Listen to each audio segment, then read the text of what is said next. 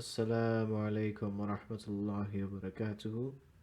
This is Sayyid Answers, and today we are going to be responding to a video uploaded to YouTube by Abdullah Sameer.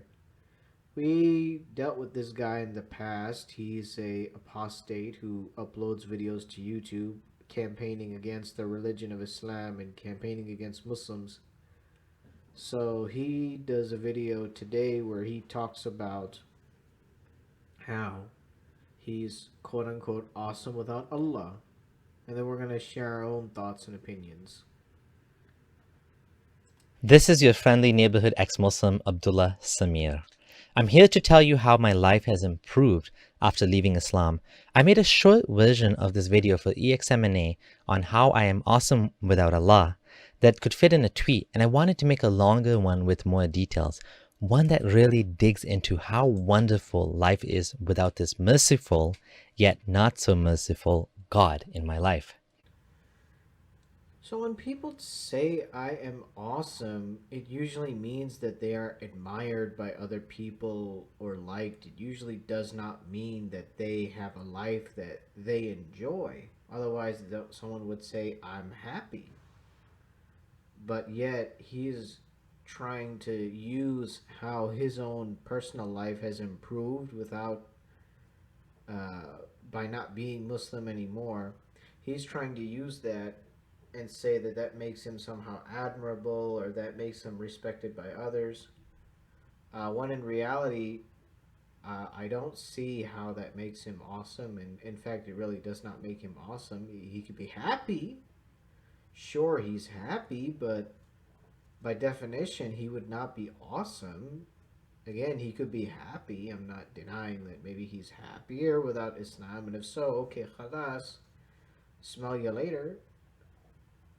But how exactly does being happy in your own life, how does this make you awesome exactly? How does this make you admirable or respectful? What do you have to offer other people? What do you have to offer society? You see, to me, this hits really close to home. My life has improved exponentially after leaving Islam. Leaving Islam was like leaving a dark cave. When I left Islam, I experienced a sort of mental relief. Like a weight had been lifted off my shoulders. No more guilt and fretting and worrying about some God in the sky that'll get angry if you say or do the wrong thing. Wrong in quotation marks. No more cognitive dissonance trying to balance Islamic teachings versus what feels right to me. No more trying to make sense out of nonsense. When I was a Muslim, I was constantly evaluating everything against Islam. This book says so and so. What does Islam say? Is it compatible with this teaching? Can I accept this or do I have to discard it? Do I have to feel guilty about reading this?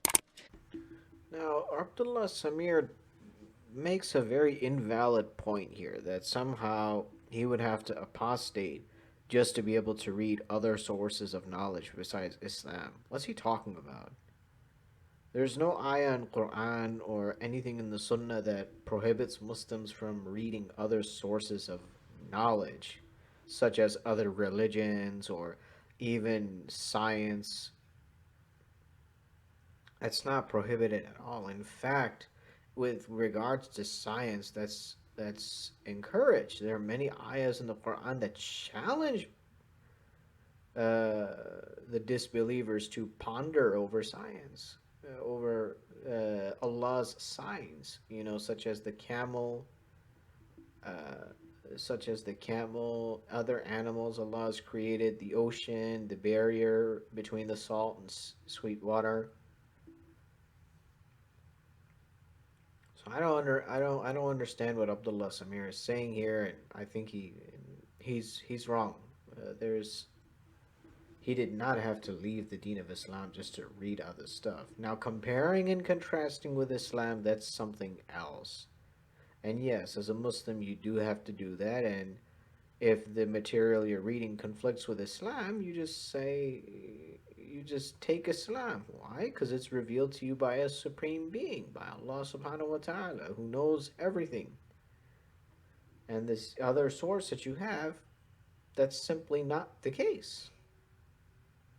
It's like what Dr. Zakir Naik says with science. 80% of science uh, is backed by Quran and Sunnah, and the remaining 20%, humans just did not advance yet to understand, and that's why there's a contradiction.